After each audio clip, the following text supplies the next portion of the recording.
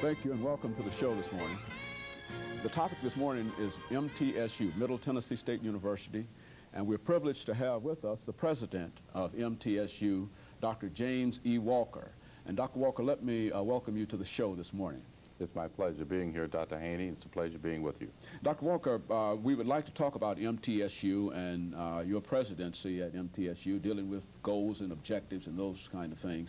But at the same time, we would also like to recognize you as a profile person, which is to say that you are a person of tremendous accomplishment, and we'd like for you to give us some information about your background and your education and perhaps your career that brought you to MTSU.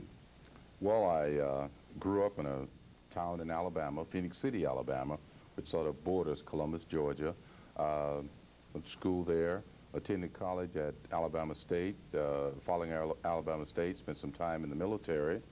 Got out of the military, went back to Atlanta University and got a master's degree. Taught in the Atlanta public schools for a number of years. Went up to Penn State and got a doctorate. And from that point, been teaching at various universities. Got into university administration at the University of Alabama back in 1974. And went from there to Illinois State, to California, to Colorado, and now at MTSU. Family, my father's a Baptist minister. I have 3 sisters. Amazingly, one of my sisters now lives in Clarksville, one that I haven't seen in 6 years, and I saw her for the first time last week. She and her husband is a military family, and they've been overseas for a number of years. So it's good to be back in this part of the country. I'm close to family, close to some friends I grew up with, and it's just a pleasure being in the area. Let's talk about your coming to MTSU, and I think that it has gone out that you're the first black president to be appointed to a predominantly white institution in the state of Tennessee. That is a predominantly 4-year institution in the state of Tennessee, and I think that that is well known by most people. But let's talk about your coming to MTSU and the whole search process. I mean, the kind of things that you were thinking about in terms of coming to MTSU.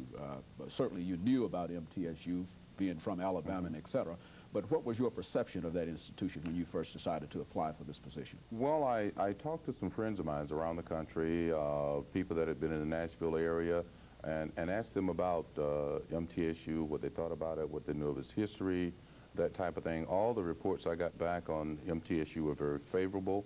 I did, after being nominated for the position, followed up and applied and went through the regular process. There were a number of candidates. I'm not sure. I've heard there was 100 plus originally that applied.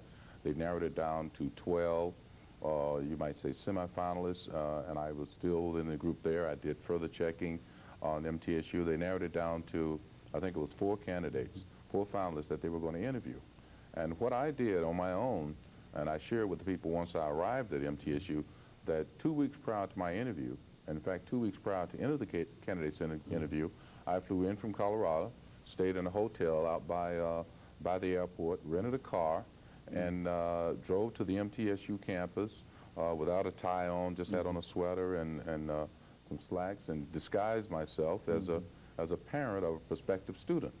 And I went into every office on campus. I went to admissions and records and to the accounting. I asked people for information. They gave me catalogs. I talked to students in the student union. I talked to students on campus, and I asked them about. I said, "Well, how do you feel about this? What do you feel about this university? How do you feel about the education?" And I didn't find anyone that wasn't positive about being at MTSU. And I told him I had a son, and he was thinking about transferring, and I was just trying to get some information. And I left there, you know, when I applied for the position, I really wasn't sure as to whether I wanted to be president of MTSU. But after coming down and spending a day there without anybody knowing, you know, who I was, I left there with a very good feeling and felt that I really would be honored and be very proud to be president of MTSU. So when I arrived 2 weeks later and began to share that story with a lot of them, I think a lot of them were amazed and wanted to know if I'd been in their office. Another thing I did that I thought was something that helped familiarize me, I started following the local paper and the local things in the Tennessee paper that would give me information about Middle Tennessee. And again, all the things that were very positive, and everything that I thought the university was going to be at the time that I interviewed and during the pre-interview has proven to be even better.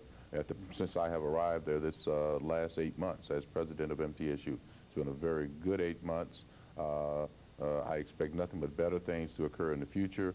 The university is doing great, and the community, not only of Murfreesboro, but Rutherford County, Middle Tennessee, the state of Tennessee, has accepted me, you might say, as one of its own, and it's a very good feeling and a very good relationship. Very good. And let's talk about MTSU from the point of view of what we might consider the three major components. That is the faculty, the administration, and the students. Let's put that within the framework of your goals and objectives. I know that one of the things that we'd like to talk about will be your chairs of excellence when we deal with the faculty, because I think that there's something that you might be able to report to us about some great developments in that area. But let's talk about the students, faculty, and the administration at MTSU and your perceptions of what you have and how you will be able to work with what you have. Well, I think that what I have in terms of I'm very fortunate that I have some very good administrators. Many of them have been there for a number of years, very loyal, very dedicated, and very capable people, and they're in the right position to help me move the university forward. I've also had to hire and bring in some people to fill in some spots and some gaps that were there that needed to be taken care of, and those people have already been hired or in the process of being hired and are coming on as a very integral part of my administrative team. But the university is in a very good shape from that point of view. The faculty is an outstanding faculty. I worked at 6 universities throughout the country, many of them larger than MTSU. And I should say the dedication, the loyalty of the faculty and their academic and professional concerns is just one that any president would be proud of. And I'm just very pleased to have that caliber of faculty there. And we continue to bring that caliber of people into the university in our chairs of excellence. As you've mentioned, we've been able to attract some of the outstanding people from around the nation in that particular field. The former ambassador to France, Joe Rogers, is in one of our chairs of excellence.